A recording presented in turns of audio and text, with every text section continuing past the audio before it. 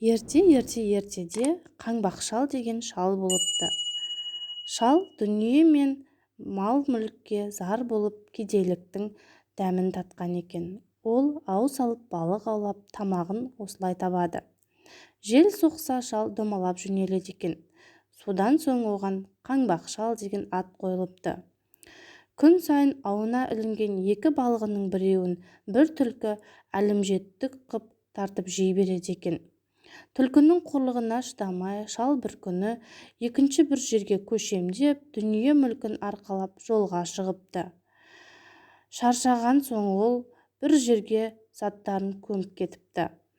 Бір жерге елдің сойған малынан жинап алған ішек қарнын көміп кетіпті. Екінші бір жерге қарындағы айранды көміп кетіпті. Жүктің салмағымен қаңбақ шал ұшып кетпей келеді. Жүгі таусылған соң желмен ұшып бір жерге ұшып түсіпті. Қараса бір дәу екі тауды бір-біріне ұрып шақпақ қылып ойнап отыр екен. Дәу: "Қайда бара жатырсың, шал? Кел екеуміз күш сынасайық" депті. Қазандай бір қара тасты көтеріп аспанға лақтырып жібереді де қайта-қайта қағып алып: "Ал шал, сен де осылай етші" дейді. Шал асып-сасып не істерін білмей тасты құшақтап аспанға бір тасқа бір қарап тұрады. Сонда дәу: "Ей, неғып тұрсың, лақтырсайшы" дейді. Шал: "Аспанға лақтырсам, аспан жерге айналып түседі-ау деп, жерге қақпай сүрсем, жер ортасынан ойылып түсе ме деп қауіп қылып тұрмын" дейді. Сонда дәу келіп шалдың қолынан ұстай алады да: "Ақсақал, лақтырмай-ақ қой, текке қырыламыз" деп жалынып қойғызады. Дәудің ақылы таяздығын біліп, шал ерленіп дәуге: "Кел, жердің ішек қарын шығарайық" дейді. Дәу жүгіріп келіп жерді теуіп қалады. Жер тізеден ойылады, ештеңе шықпайды. Шал өзі бұрын көміп қойған қаны жаны арылмаған ішек қарын жатқан жерге жүгіріп барып: "Теуіп қалшы, ішек қарын шығады" дейді. Дәу қорқады. Сосын шал: "Кел, енді жердің миын шығарайық" дейді. Дәу бар пәрменімен келіп жерді теуіп қалады. Жер тағы да тізеден ойылады. Енді ештеңе шықпайды.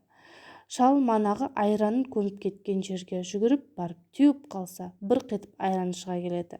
Дәу одан бетер қорқады. "Мына шал не деген орасан күшті" деп шалдың айтқанын істей береді. Ақыры шал онан қалай құтыларын білмей: "Енді қайт, ертең бізге қонаққа кел" дейді. Дәу "Жарайды" деп кетіп қалады. Шал үйіне келіп кемпіріне: "Ертең дәу қонаққа келеді" дегенде: "Ойбай, немізді береміз" деп сасады кемпір. Шал тұрып: "Ертең дәу келеді, мен есіктің алдында отырармын. Сонда сен оның көзінше не істеймін, шал, деп маған қара. Мен не десем, соны істемекші болып пышақты алып тұра ұмтыл" деп кемпіріне үйретіп қояды. Ертеңінде үш дәу келіп досының үйінде отырады. Сол кезде кемпір тұрып: "Шал, нені асамын үйдегі қонаққа? Түк жоқ қой" депті. Сонда шал тұрып: "Басқы дәудің басын ас, ортаншы дәудің төсін ас, ол жетпесе досым дәудің өзін ас" дегенде кемпір пышағын алып тұра ұмтылады. Үш дәу тым-тырақай қаша жөнеледі. Досы лашық үйін басымен көтеріп әкетеді. Шал айқайлап: "Ей досым, лашығымды тастап кет. Қайда барасың? Қайда барсаң да менен құтылмайсың" дейді. Дәу лашықты тастай сала қашып бара жатса, баяғы әлімжеттік қып балығын тартып жей беретін түлкі жолығады. "Тақсыр, қайдан қашып келесің" дейді түлкі. "Бір пәле шалдың қырсығынан құтыла алмай қашып келеміз" дейді. Түлкі: "Сол қаңбақ шалдан қорқып жүрсіңдер ме? Менімен жүр, мен сенің өшіңді алып берейін" деп дәуді ертіп шалды іздеп қайта келе жатса, шал лашықтың жанында тұр екен. Түлкінің еріп келе жатқанын көріп, шал айғай салады: "Ей түлкі-ау, арғы атаңда 6 атамның құны бар, бергі атаңда 5 атамның құны бар. Өзіңде бітіспейтін кегім бар. 3 дәуді сол үшін бергелі жатырсың ғой, бәрібір онымен бітпеймін" деп дауыстайды.